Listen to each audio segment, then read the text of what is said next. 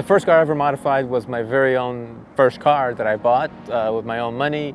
I was in high school, I was 16 years old. It was a 1977 Ford Capri that's still in my garage today, and modified it.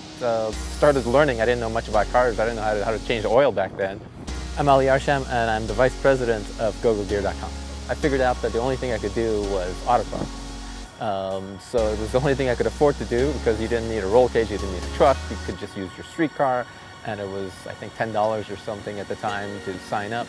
So that's the only thing I could afford. I was 16 and you had to be 18, so I had to get in without anybody knowing that I was 16.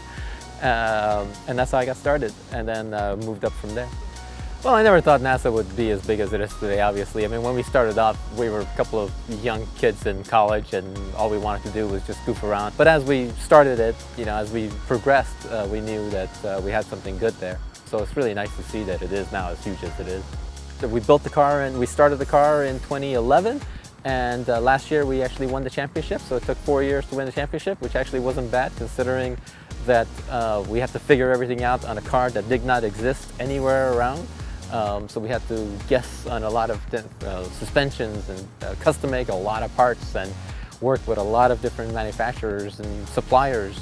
But yeah, 2014 was fantastic. We had Gary Sheehan come on board, my teammate, who is a fantastic driver, probably the best driver I know out there. He was hired to basically make the car faster. That was his sole job, and he did amazing. My son today actually is, he's almost old enough to get his license, so he's been racing karts, and he's starting to, wants to start racing full-size cars. And yeah, we're starting with something cheap that he can afford to crash, and it's not the end of the world.